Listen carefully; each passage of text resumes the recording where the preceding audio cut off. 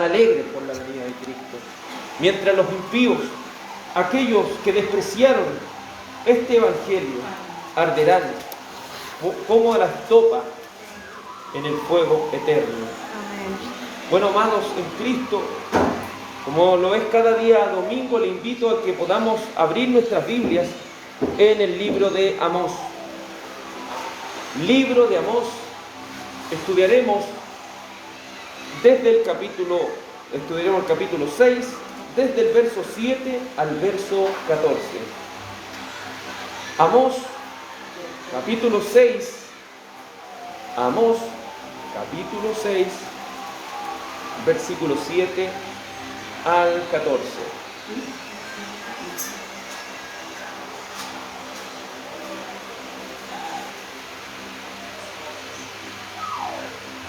Amós, capítulo 6, versículos 7 al 14, y a medida que nos vayamos encontrando, nos vamos poniendo de pie para poder leer la palabra de nuestro Señor. Amós, capítulo 6, versículo 7, doy lectura en el nombre del Señor Jesús. Amén. Por tanto, ahora irán a la cabeza de los que van a cautividad, y se acercará el duelo de los que se entregan a los placeres. Jehová el Señor juró por sí mismo. Jehová Dios de los ejércitos ha dicho: abomino la grandeza de Jacob y aborrezco sus palacios, y entregaré al enemigo la ciudad y cuanto hay en ella. Y acontecerá que si 10 hombres quedaren en una casa, morirán, y un pariente tomará a cada uno y lo quemará para sacar los huesos de casa. Y dirá al que estará en los rincones de la casa: ¿hay aún alguno contigo? Y dirá: no.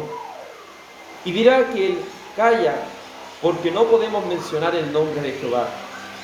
Porque he aquí Jehová mandará y herirá con hendiduras la casa mayor y la casa menor con aberturas.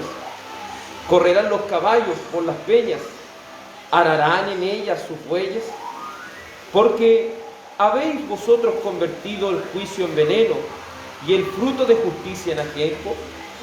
Vosotros que os alegráis en nada, que decís: no hemos adquirido poder con nuestra fuerza. Pues he aquí, oh casa de Israel, dice Jehová Dios de los ejércitos: levantaré yo sobre vosotros a una nación que os oprimirá desde la entrada de Hamat hasta el arroyo de Arabá. Amén. Dios Padre, hemos leído ya esta porción de las Escrituras. Le ruego, Señor, en su amor, en su misericordia, que nos permita, Señor, predicarla para la gloria y honra de tu nombre. Ayúdanos, Señor, a poder estar atentos a tu palabra, a poder luchar, Señor, con este calor que es muy fuerte, Señor. Ayúdanos, Dios Todopoderoso, a que esta palabra pueda cada uno de nosotros edificarnos. Necesitamos, Señor, que tú nos hables. Necesitamos que tu palabra, Señor, corra y sea glorificada y llegue a cada uno de nuestros corazones y nuestras vidas. Te lo suplico, mi Señor, en el nombre de Jesús. Amén. Como usted bien lo sabe, estamos estudiando el libro de Amós, versículo a versículo, en este estudio de la palabra del Señor que tiene por título los 12 profetas menores del Antiguo Testamento. Hemos ya llegado al capítulo 6. Estudiaremos desde el versículo 7 al versículo 14. Nos hemos dado cuenta que este capítulo 6 y la mayoría de este mensaje va enfocado precisamente en los líderes, en aquellos que tienen muchas posesiones, en aquellos que afligen al pobre para sacar provecho, en aquellos que no se afligen cuando es quebrantado el pueblo de Dios. Este mensaje es para aquellos que, no queriendo buscar a Dios, tendrán que recibir el justo castigo y la ira tan cruel y terrible de nuestro Salvador. Porque esa ira es una ira con justicia. Mucha gente hoy en día pide justicia, pero lo que no sabe es que la justicia mata todo lo malo. Es decir, si nosotros tenemos solamente un poquito de mal, pereceríamos junto con ese juicio. Pero la única manera en la cual usted y yo podamos librarnos de ese juicio es por medio de Cristo. Porque Él tomó el juicio que nosotros merecíamos. Pero este pueblo prefería vivir en camas de marfil, prefería reposar en lechos. En esos lechos donde ellos descansaban, comían los mejores corderos, los mejores novillos. Ellos inventaban instrumentos musicales para sus fiestas. Ellos bebían vino en tazones. Se ungían con los perfumes más preciosos. No se afligían por aquellos que estaban en debilidad. Y aquí viene la parte del juicio de Dios. Por tanto, dice el Señor, como consecuencia a lo que ustedes han hecho, como consecuencia de vivir una vida lejos de Dios, ahora irán a cabeza de los que van a cautividad. Es decir, que cuando la cautividad viniera a este pueblo de Israel, a estas naciones del norte, los que irían en la cabeza de esa cautividad, ¿quiénes eran? Los ricos. Los que conociendo la palabra de Dios, los que teniendo posesiones, no fueron capaces de tener misericordia de aquellos que no tenían absolutamente nada. Pero el Señor les dice, van a ir a la cabeza de la cautividad. Y se va a acercar el duelo a los que se entregan a los placeres. A todos aquellos que quieren vivir en esta tierra, gustando de los placeres de este mundo, satisfaciendo sus carnes, quizás con sexo ilícito, con drogas, con diferentes cosas que este mundo ofrece. Aquellos que se entregan a estas cosas deliberadamente, olvidándose de Dios, lamentablemente tendrán que sufrir lo que es el castigo de Dios si no se arrepienten. Vamos a ir viendo qué es lo que fue sucediendo con este pueblo de Israel. Le invito a que vayamos a Segunda de Reyes 17, donde nos mostrará qué le sucedió a estas tribus del norte, al reino del norte de Israel. Segunda de Reyes 17:3, que nos muestra una mirada futura de lo que ya había profetizado Amós, que ellos irían a cautividad. Segunda de Reyes, capítulo 17, versículo 3. Segunda de Reyes 17:3 dice la palabra del Señor. Contra este subió Salmanasar, rey de los asirios, y Oseas fue hecho su siervo y le pagaba tributo. Mas el rey de Asiria descubrió que Oseas conspiraba, porque había enviado embajadores a So, rey de Egipto, y no pagaba tributo al rey de Asiria, como lo hacía cada año. Por lo que el rey de Asiria le detuvo, ¿y qué hizo? Le aprisionó en la casa de la cárcel. Y el rey de Asiria invadió todo el país y sitió Samaria y estuvo sobre ella 3 años. En el año 9 de Oseas, el rey de Asiria tomó Samaria, llevó a Israel cautivo a Siria y los puso en Ajalá, en Jabor, junto al río Gozán, en las ciudades de los medos. Se fija cómo los primeros que tuvieron que sufrir ese juicio fue el rey, fue el cabecilla. Este rey, el último rey del reino dividido del norte, fue sorprendido por los asirios cometiendo algo que no le era permitido. Estaba haciendo alianza con otros pueblos. Por lo tanto, descubriendo lo que le hicieron con él, lo metieron a la cárcel al tiro. Esto nos hace y nos demuestra que lo que había predicado Amós hace mucho tiempo antes de que pasara esta situación era verdad. Ese hombre que recientemente en ese tiempo había asumido como rey, había hecho lo malo delante de los ojos del Señor, debió ir a cautividad. Y no solo él, sino que también todo el pueblo.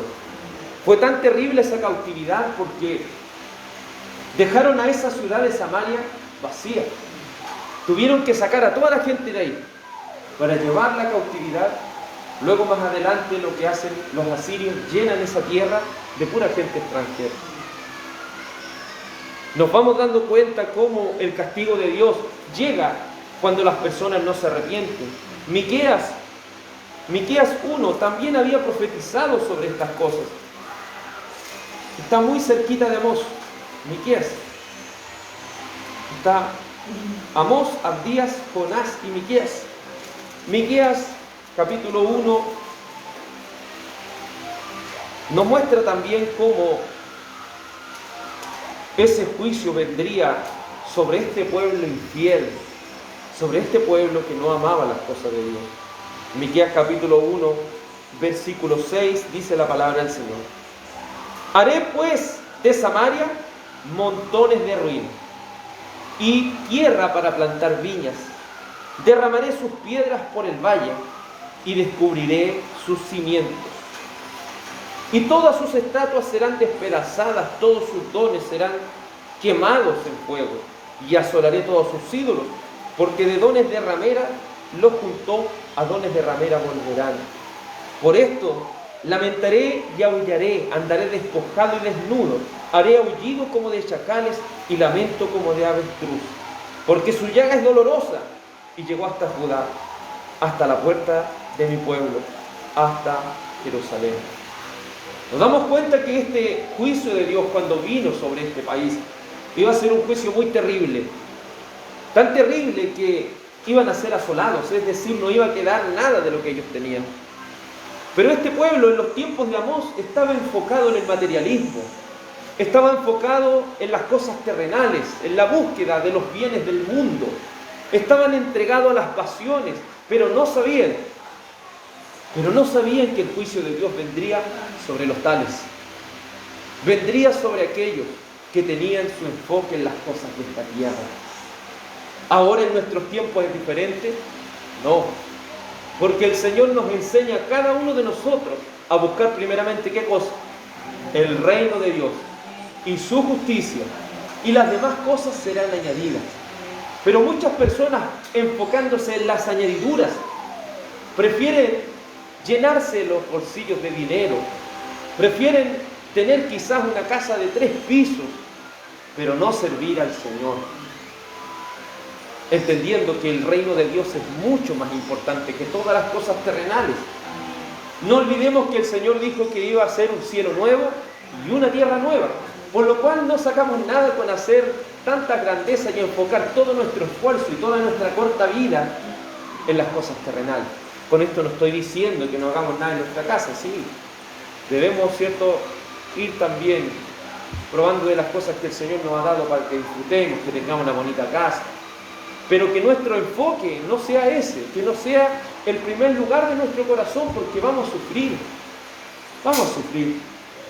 Tristemente podíamos oír la noticia de un vecino, ¿cierto?, de este sector, de la Barraca, que él la podía haber tenido durante tanto tiempo, tantos años. Era su fuente de trabajo, era en la cual él se esmeraba, tenía trabajadores. Pero como son las cosas terrenales, uno las puede perder en un momento. En un momento uno puede perder todas las cosas, esfuerzos de años. Pero al Señor lo vamos a perder, no. Por eso nuestra mirada, dice el Señor, ¿dónde debe estar? En los cielos, donde está Cristo.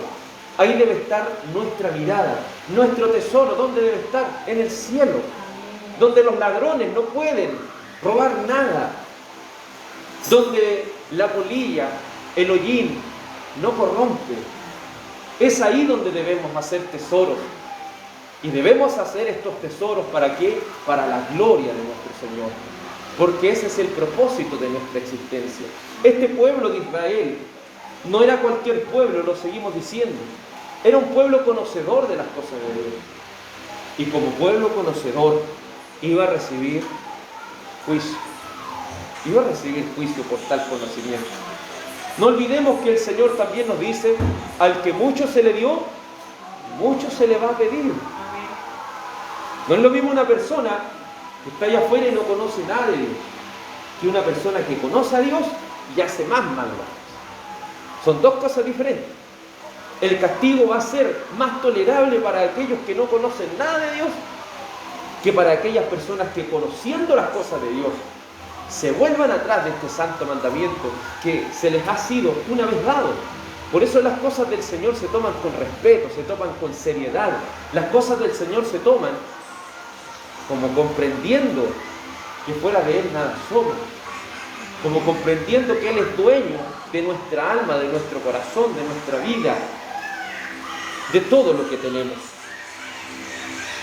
Siguiendo el libro de Amós, ahora en el verso 8 dice: Jehová el Señor juró por sí mismo, Jehová Dios de los ejércitos ha dicho: abomino la grandeza de Jacob y aborrezco sus palacios, y entregaré al enemigo la ciudad y cuanto hay en ella. Aborrezco la grandeza de Jacob. Cuando está hablando de la grandeza, está hablando de las cosas materiales que ellos tenían. Hay una cosa, que nuestras cosas materiales que el Señor nos ha dado se transformen en una bendición, no en una maldición. Una vez lo repito, que las cosas que el Señor nos ha dado sean una bendición para nosotros, sean para que nosotros le agradezcamos más, sean para que le busquemos más.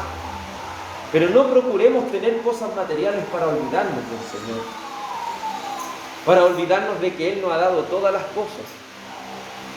Pero el Señor aborrecía la grandeza que estos hombres tenían por su opulencia, su capacidad de decir: yo soy más grande, mira lo que tengo, lo que he logrado. El Señor aborrece ese tipo de cosas. Y cuando hablamos de aborrecer, estamos hablando de algo que Él detesta, de algo que Él no soporta. Y hay algo que Él odia, es esa gente agrandada, como le diríamos nosotros. Eso no le gusta al Señor. Pero este pueblo se había vuelto así, hermano. Este pueblo conocedor de la ley de Dios se había vuelto de esa manera. Por lo tanto, dice, Jehová juró por sí mismo, juró por su nombre.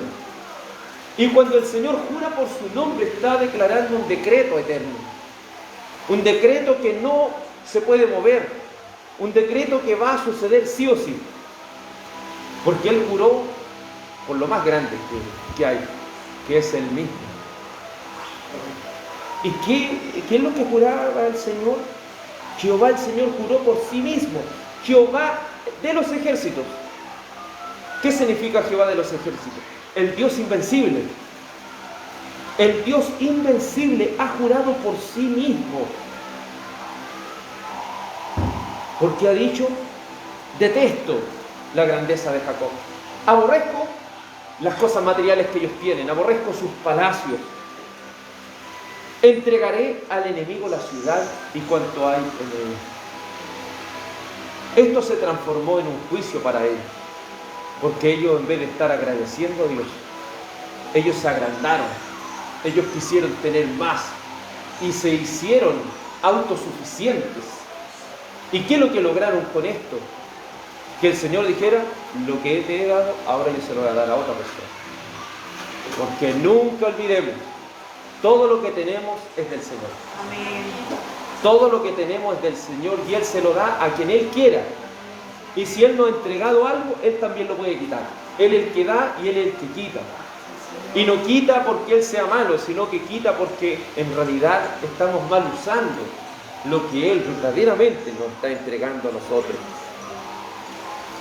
El castigo sobre estos soberbios es que serían destruidos todo lo que ellos más aman, sus posesiones. Que nuestro corazón no esté en las cosas materiales. No quisiéramos perder esas cosas y sufrir para recién entender que sin el Señor no somos nada y que las cosas de esta tierra son temporales. Veamos lo que dice Segunda de Reyes 17, pero ahora en el verso 23. Segunda de Reyes 17, 23. Pues sigue hablando la palabra del Señor. Ahora en el futuro, muchos años después de lo que Amós había predicado, había profetizado sobre Samaria. Segunda de Reyes 17, 23.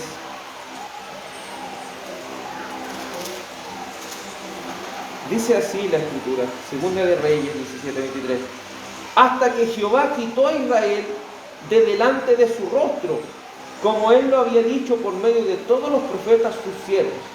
E Israel fue llevado cautivo de su tierra a Asiria hasta hoy. Por eso cuando estudiamos acerca de las tribus del norte, siempre se habla de ellas como las tribus perdidas. Porque una vez que fueron llevados a Siria, ellos se empezaron a mezclar con toda la gente. Por eso usted puede ver en los tiempos de Jesús que los judíos y los samaritanos no se trataban. Porque los samaritanos eran esas 10 tribus que se mezclaron con los demás pueblos, haciéndose idólatras muchos de ellos. Y solamente los que guardaron hasta el final fueron solamente los judíos, o lo que se conoce como el reino del sur, fueron los que guardaron las cosas hasta el día de hoy. Pero aquellos fueron llevados cautivos. Y usted se preguntará, ¿pero por qué? La claridad está en Segunda de Reyes 18. Segunda de Reyes 18. Aquí está la explicación. Segunda de Reyes 18. Versículo 11. Y el rey de Asiria llevó cautivo a Israel a Asiria y lo puso en Ajalá, en Jabor, junto al río de Gozán, y en las ciudades de los medos, por cuanto no habían atendido a la voz de Jehová su Dios. ¿Por qué ellos recibieron este castigo? Porque no atendieron a la voz de Jehová su Dios, sino que habían quebrantado su pacto y todas las cosas que Moisés, siervo de Jehová, había mandado, no las habían escuchado ni puesto por obra. Para aquellos que estamos estudiando las lecturas, nos hemos dado cuenta de lo importante que es el pacto.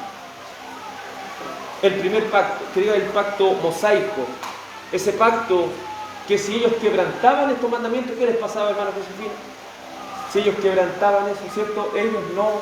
Ellos recibían el juicio de Dios. Ellos recibían el juicio de Dios.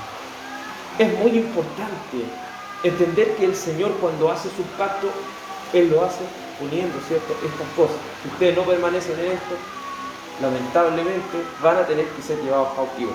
Y eso es lo que aquí se está diciendo. El Señor se lo dijo al principio al pueblo. Y ahora pasó muchos años hasta que se cumplió lo que el Señor había dicho. Ellos no iban a seguir al Señor, ellos iban a quebrantar el pacto, iban a ser llevados cautivos. Volvamos a Amós, ahora en el verso 9. Amós capítulo 6, verso 9. Y acontecerá que si 10 hombres quedaren en una casa, morirán. Y un pariente tomará a cada uno y lo quemará para sacar los huesos de la casa. Y dirá al que está en los rincones de la casa: ¿hay aún alguno contigo? Y dirá: no. Y dirá aquel: calla, porque no podemos mencionar el nombre de Jehová. El juicio va a ser devastador, porque muchos de ellos se van a esconder. Muchos de ellos, cuando viniera el juicio, iban a estar ahí, en una casa. Pero aunque quedaran 10 personas ahí, todos iban a morir. Todos iban a morir. Por eso usted puede ver en el libro de Reyes 17 que los asirios sacan a todo el pueblo de Israel. Y más de algunos se pudo haber quedado ahí, y los que se quedaron morían. Morían. Porque eso era un juicio que Dios había mandado. Asiria, en este sentido, estaba trabajando para el Señor. Estaba trabajando para ejecutar los juicios de Dios. Volviendo a Segunda de Reyes 17. Segunda de Reyes capítulo 17. Dice la palabra del Señor así. Segunda de Reyes 17. Versículo 24 dice: y trajo el rey de Asiria gente de Babilonia, de Cuta, de Aba, de Hamat y de Sepharvaim, y los puso en la ciudad de Samaria, el lugar, que dice, el lugar de los hijos de Israel, y poseyeron Samaria y habitaron sus ciudades. Cuando está hablando en lugar de ellos, es que a los demás se los llevaron cautivos. Y eso quiere decir que no quedó ninguno ahí. Y si no quedó ninguno ahí, era porque se estaba cumpliendo lo que hemos dicho. No iba a quedar nada. Si quedaban 10 de ellos ahí, los 10 iban a morir. Y cuando le preguntaran a uno de ellos, verso 11, 6, verso 11, y cuando le preguntaran a uno de ellos, verso 10, y un pariente tomará a cada uno y los quemará para sacar los huesos de su casa. Si hay algo que podemos analizar en el Antiguo Testamento es que esta no es una costumbre habitual en el pueblo de Israel. El pueblo de Israel no estaba habituado a quemar los cuerpos de los muertos, a excepción de una vez, por los cuerpos, ¿cierto?, de Saúl, cuando estaban ahí colgados, por los descolgados y los quemaron. Esa es como una de las únicas veces. Pero ellos por costumbre no hacían esto. ¿Pero por qué lo hicieron? Porque en los tiempos de juicio, o cuando lo vemos en los tiempos de guerra, hay tantos cuerpos en las calles que no se pueden enterrar. Lo vimos en un tiempo con la pandemia, habían tantos cuerpos que al final lo estaban metiendo en containers, lo estaban metiendo, ¿cierto?, en unos hoyos grandes que hacían. Pero en esos tiempos antiguos, cuando moría tanta gente, quedaban botadas en la calle. ¿Y eso qué es lo que provocaba? Hedor, provocaba enfermedades, provocaba todo eso. Entonces ellos preferían, para hacerlo más rápido, quemar a esa gente muerta, para evitar todo ese tipo de cosas. Pero todo eso era un juicio de Dios que venía sobre ellos. Verso 10, y un pariente tomará a cada uno y lo quemará para sacar los huesos de casa, y dirá al que estará en los rincones de la casa, es decir, en lo oculto. Ellos estarán escondidos en ese momento. Y le dice, ¿hay alguno contigo? Y dirá, no hay nadie conmigo. Y no hay nadie con él, por lo que dijo anteriormente, porque perecieron, murieron. No hay nadie con él porque murieron. Y dirá aquel, calla, porque no podemos mencionar el nombre de Jehová. Ese nombre que para ellos era santo, ese nombre que para ellos era algo bendito, ese nombre que para ellos era sinónimo de bendición, ese nombre que era sinónimo de aquel libertador que ellos tenían, ahora se transformaba en un nombre de juicio, en un nombre que ellos no podían en ese instante, ¿cierto?, ya decirlo, porque el dolor que estaba provocando ese juicio de Dios era tremendo, era tremendo. Por el terror del juicio, para los impíos, Dios es visto como un enemigo y no se atreven a mencionar su nombre. Quien no tiene a Dios como su Señor, tiene a Dios como su enemigo. Y como dice la Escritura, horrenda cosa es caer en las manos de un Dios vivo. Puede tener al demonio como enemigo, puede tener al mundo como enemigo, pero si tiene a Dios como enemigo, ahí sí que va a ser difícil. Si tiene a Dios como enemigo, ahí sí que va a ser difícil. Porque si tiene el diablo como enemigo, el Señor lo puede ayudar. Pero si tiene el Señor como enemigo, ¿quién lo podrá librar?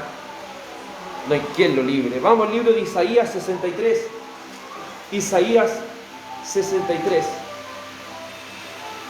Porque para el pueblo, para los impíos, cuando el Señor los castigaba, el nombre de Dios era como el nombre ya, o era visto como un enemigo. Isaías, capítulo 63, verso 10. Dice así la Escritura, Isaías 63, versículo 10.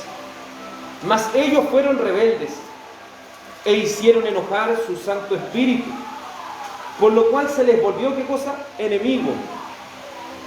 Y él mismo peleó contra ellos. Qué terrible es tener a Dios como enemigo. Qué terrible es cuando el Señor está en contra de nosotros. Por eso hallamos tan terrible el juicio final, porque en el juicio final no hay misericordia. Ahora la gente del mundo puede estar descansando en su casa tranquilo y no creer en Dios. Puede estar gustando de muchas cosas hoy en día, ¿Por qué recibe la misericordia, o podemos decir la gracia común de Dios, la providencia común de Dios?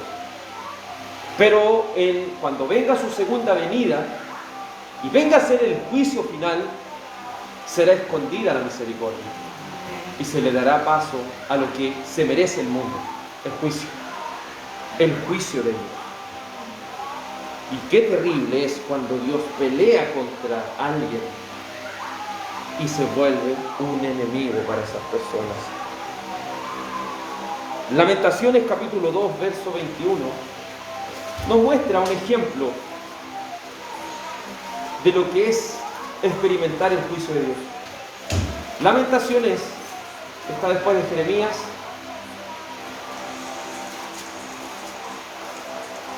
Es un lenguaje, el libro de Lamentaciones tiene un lenguaje muy crudo, muy duro,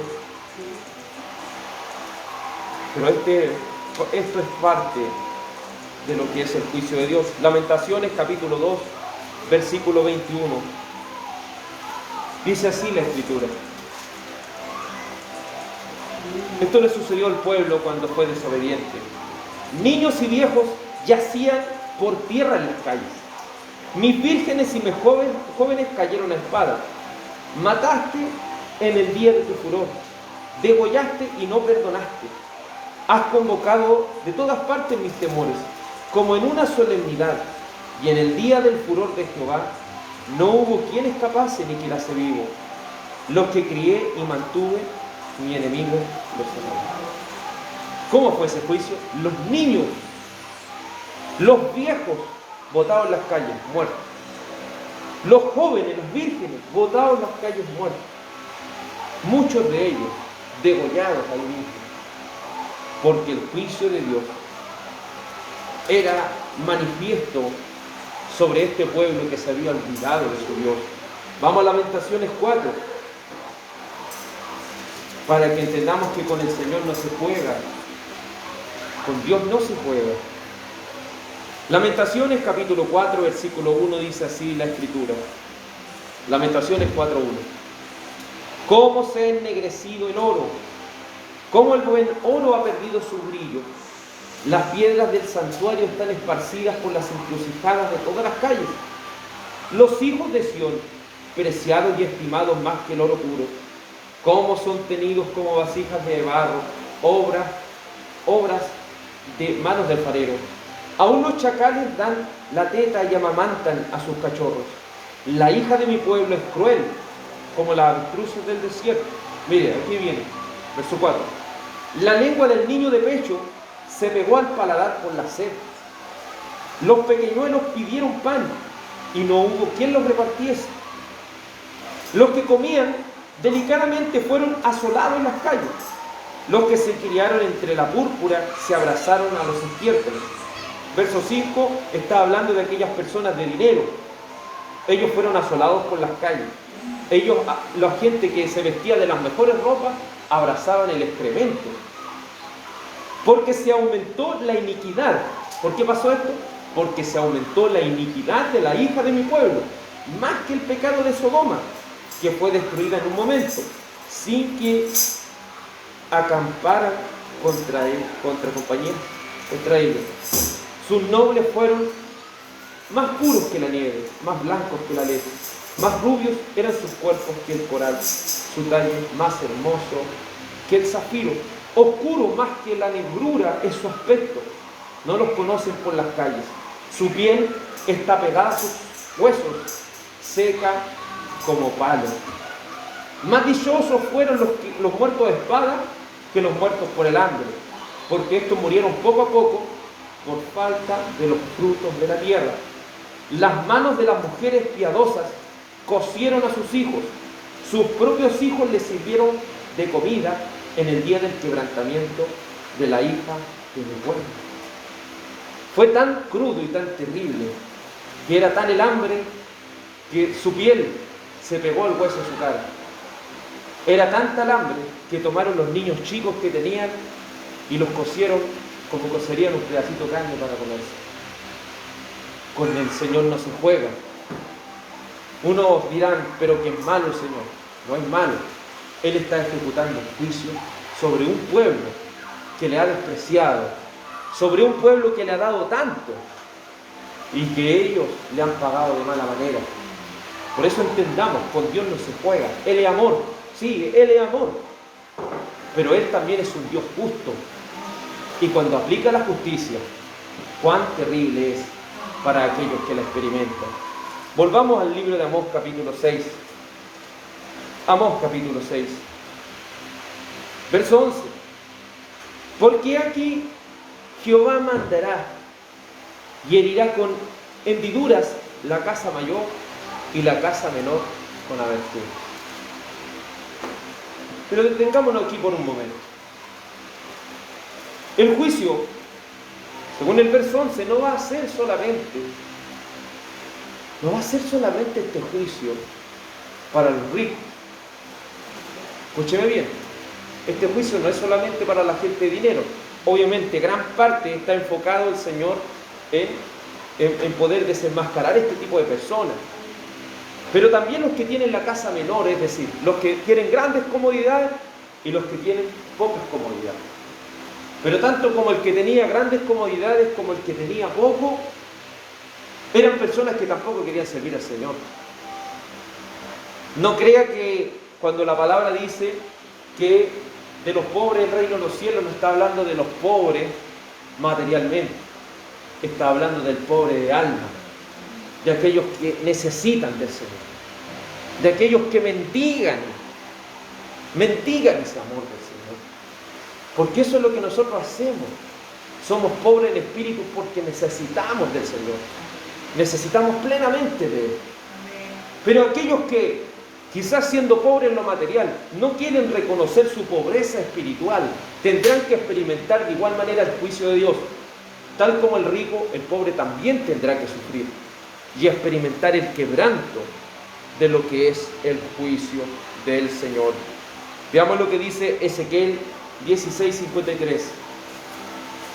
Después del libro de Daniel está el libro de Ezequiel, antes de Daniel está Ezequiel 16:53. Ezequiel capítulo 16, verso 53.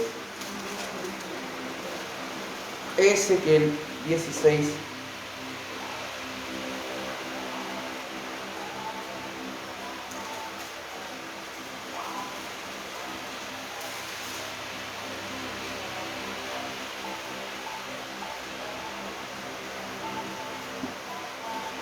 Vamos a leer desde el verso 49, Ezequiel 16, 49.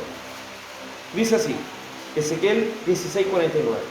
He aquí que esta fue la maldad de Sodoma tu hermana: soberbia, saciedad de pan, abundancia de sociedad, tuvieron ella y sus hijas, y no fortaleció la mano del afligido y del menesteroso. Se llenaron de soberbia e hicieron abominación delante de mí. Y cuando lo vi, las quité. Y Samaria no cometió ni la mitad de los pecados, porque tú multiplicaste tus abominaciones más que ellas, y has justificado a tus hermanas con todas las abominaciones que hiciste. Tú también, que juzgaste a tus hermanas, lleva tu vergüenza en los pecados que tú hiciste, más abominables que los de ellas, más justas son que tú. Avergüénzate pues, tú también, y lleva tu confusión, por cuanto has justificado a tus hermanas. Yo pues haré volver a sus cautivos, los cautivos de Sodoma y sus hijas, y los cautivos de Samaria y sus hijas, y haré volver a los cautivos de tus cautiverios, para que lleves tu confusión y te avergüences de todo lo que has hecho, siendo tu motivo de consuelo a ellas. Y tus hermanas Sodoma con sus hijas, Samaria con sus hijas volverán al primer estado, y tú también, y tus hijas volverán a vuestro primer estado. El juicio de Dios vino sobre Samaria. Estamos hablando sobre Israel. Samaria es la capital de aquel pueblo. Y cuando está hablando de eso, está hablando de que cada integrante de la ciudad iba a experimentar este juicio de Dios. Pero no solo ellos, sino que más adelante también los de Judá experimentarían el juicio de Dios. Pero lo maravilloso de esto es que el Señor tendría misericordia de un pequeño remanente del pueblo de Dios. De igual manera el Señor volvería a su primer estado al pueblo. De igual manera el Señor guardaría a aquellos que temen su nombre. Porque cuando hablamos de que tanto la casa grande como la casa chica fueron afectadas por el juicio de Dios, hay un juicio para los impíos y hay una corrección para los verdaderos hijos de Dios. El juicio y la corrección son dos cosas diferentes. El juicio es devastador para aquellos impíos que no se arrepienten. Pero cuando el Señor nos disciplina, de igual manera nos duele. Pero lo maravilloso de esto es que Él nos guarda. Y Él permite que nosotros seamos levantados cuando los azotes de su mano ya nos hayan disciplinado a cada uno de nosotros. Amemos la disciplina del Señor, porque amando su disciplina, estamos amándolo a Él.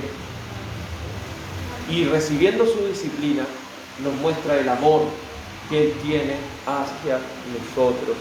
Por eso, aún en estos momentos más crudos y más difíciles, podemos seguir viendo el amor de nuestro Señor.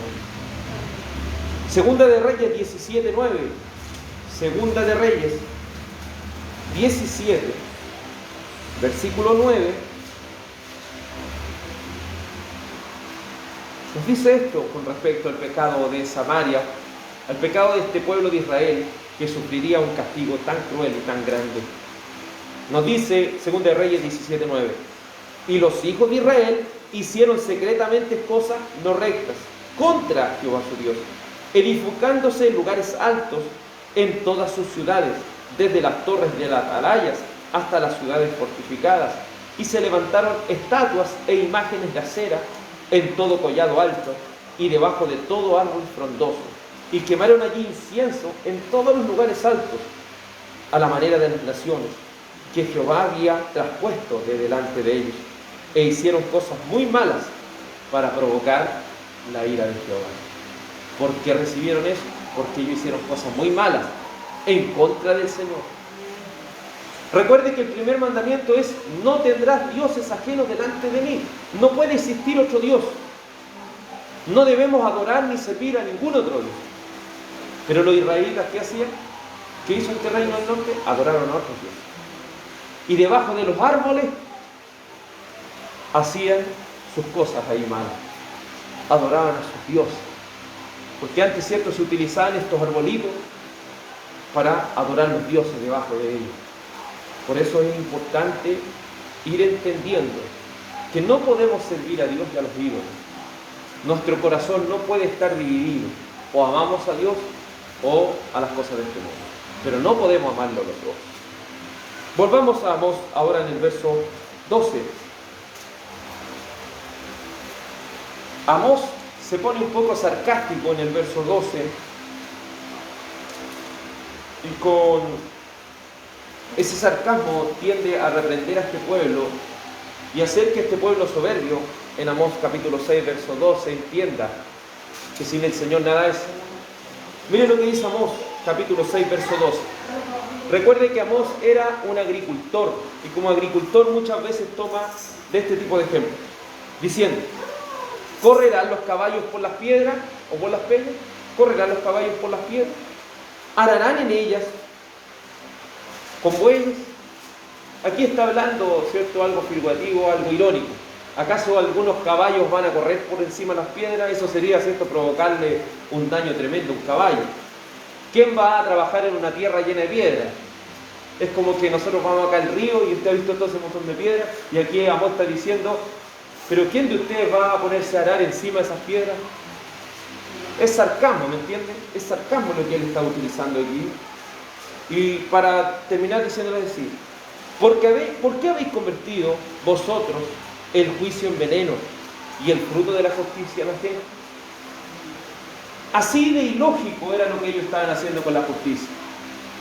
La justicia la habían transformado en algo totalmente irracional, en algo totalmente alejado de la realidad, como lo sería arar en las piedras o correr con los caballos en las piedras. Ellos habían hecho de la justicia un veneno. Mientras la justicia, ¿qué es lo que es? Sanidad. Mientras que la justicia es algo agradable delante de los ojos del Señor, ellos lo transformaron en algo amargo. ¿Qué es lo que el Señor siempre, una y otra cosa, nos reitera? Es que amemos la justicia, amemos la misericordia y aprendamos a humillarnos delante de nuestro Dios. Pero la justicia, este pueblo, conociendo la justicia de Dios, la distorsionaron a tal punto que la volvieron amarga y la volvieron algo irracional. Y a veces no lo vemos eso en nuestros días.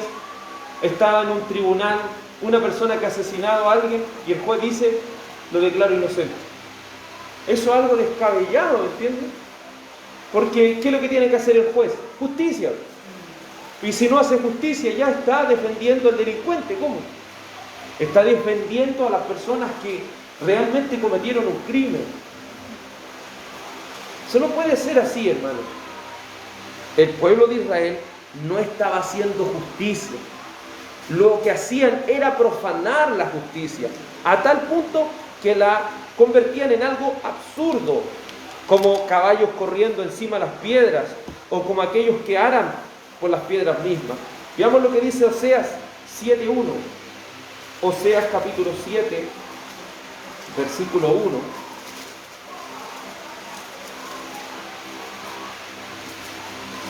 Libro de Oseas, capítulo 7, versículo 1. Dice así: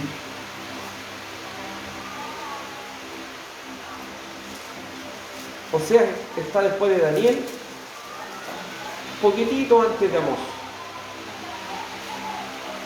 Oseas capítulo 7, versículo 1 nos mostrará en qué había convertido Israel la justicia. Mire, mientras curaba, verso 1, yo a Israel se descubrió la iniquidad de Efraín, las maldades de Samaria. ¿Qué hacían ellos? Porque hicieron engaño.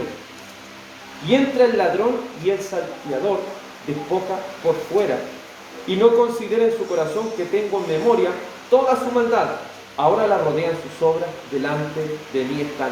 Con su maldad alegran al rey y a los príncipes con sus mentiras. Todos son adúlteros, son como horno encendido por el hornero, que cesa de avivar el fuego después que está hecha la masa hasta que se haya leudado.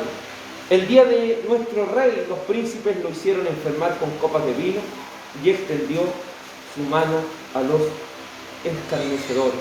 Aplicaron su corazón semejante al horno, a sus artificios toda la noche.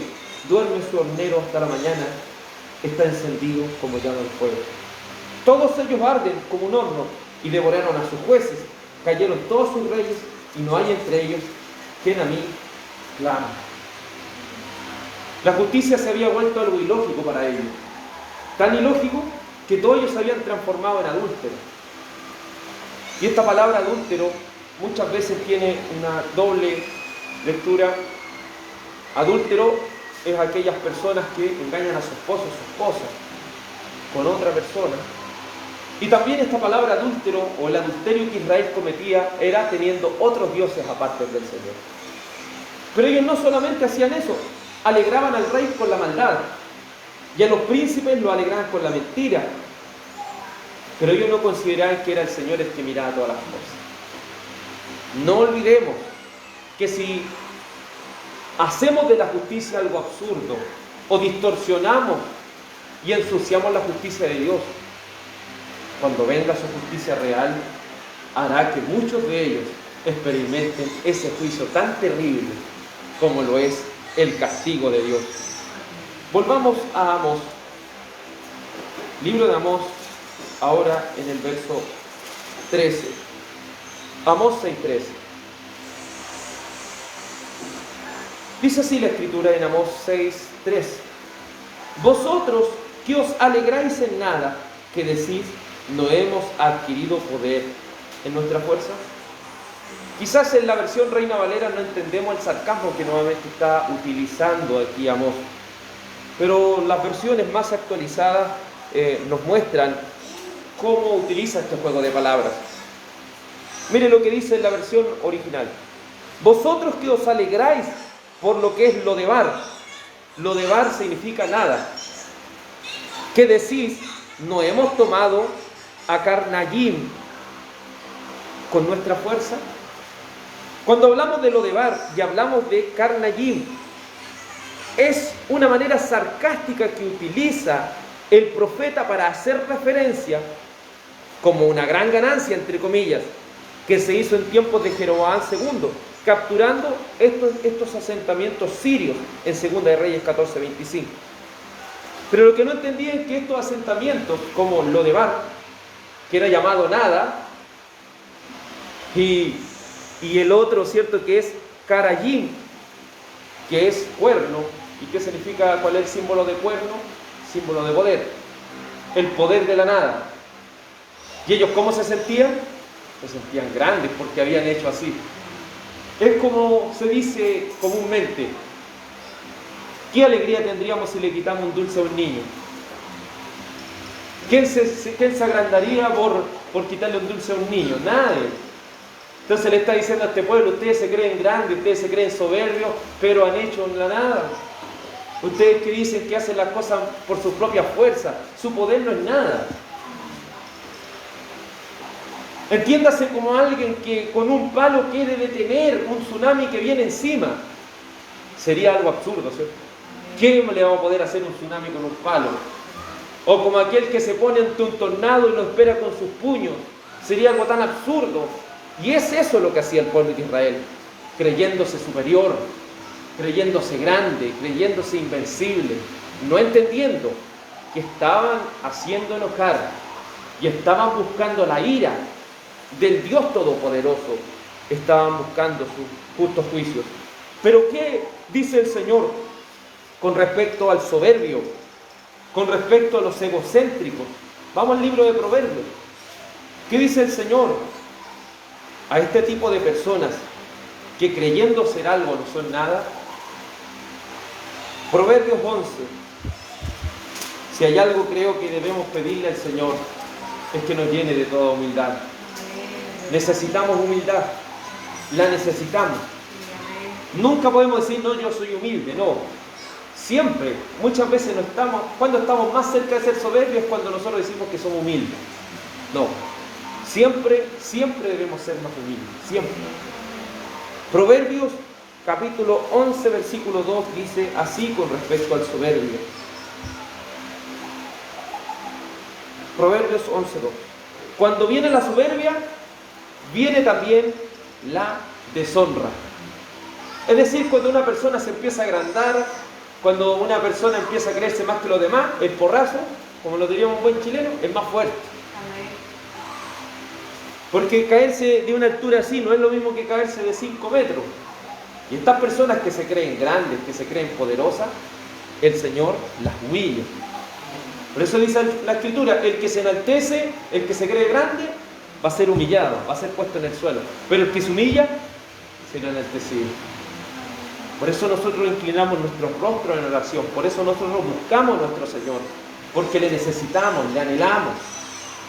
Porque reconocemos que nosotros somos ínfimos y Él es el Todopoderoso, Él es grande, Él es incomparable. Proverbios 16, 18. Proverbios 16, 18. El Señor es claro con respecto al soberbio, al orgulloso, al que se cree autosuficiente. El Señor es claro. Y le dice en Proverbios 16, 18: antes del quebrantamiento es la soberbia, y antes de la caída, la altivez de espíritu. Antes de que una persona caiga a tierra por creerse grande, es la soberbia. Cuando estamos más soberbios es cuando estamos más expuestos a caer y a reconocer que no somos nada. Cuando nos creemos más grandes, cuando nos creemos los mejores, es cuando estamos más cerca de caer a un precipicio. Porque antes de la altivez, antes del quebrantamiento, antes de que una persona sea quebrantada, sea destruida, viene la altivez de espíritu. Cuidémonos de la soberbia, del creernos autosuficientes. Vamos a Isaías capítulo 9. Isaías capítulo 9.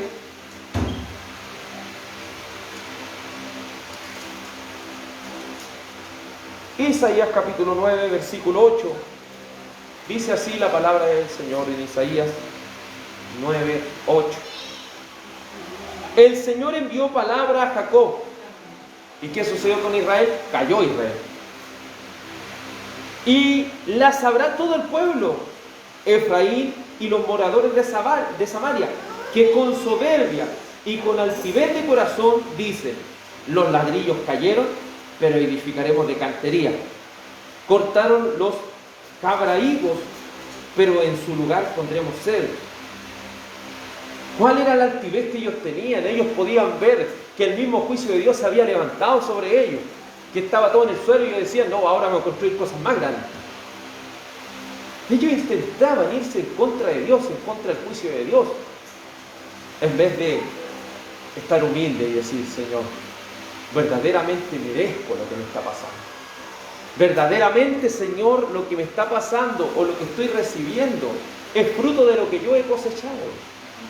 Pero muchas veces es más fácil echarle la culpa al diablo, echarle la culpa a las personas, que reconocer mi propia culpa. Reconozcamos nosotros primero. Aprendamos a reconocer qué es lo que nosotros necesitamos. Pero ellos caían: no, vamos a edificar cosas más grandes.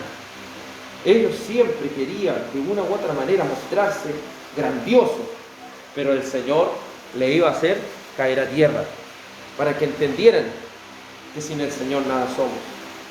Y por último, verso 14. Dice así el verso 14. Pues, Amós 6:14. Amós 6:14 dice así: pues he aquí, oh casa de Israel, dice Jehová, Dios de los ejércitos, levantaré yo sobre vosotros a una nación que os oprimirá desde la entrada de Hamat hasta el arroyo de Arabá. Cuando hablamos de Hamat y Arabá, estamos hablando de los perímetros o límites que tenía este reino del norte. Y cuando el Señor estaba diciendo que iba a levantar una nación, los cuales los iba a oprimir en cada rincón de su ciudad. Porque la idolatría, la inmundicia, el irse en contra de Dios se había extendido por toda esta región del norte. ¿Y a quién levantaría el Señor? Veamos lo que dice Segunda de Reyes 17. Segunda de Reyes 17. Como es la constante, porque gracias al Señor podemos dar una vista al futuro, porque Reyes fue escrito después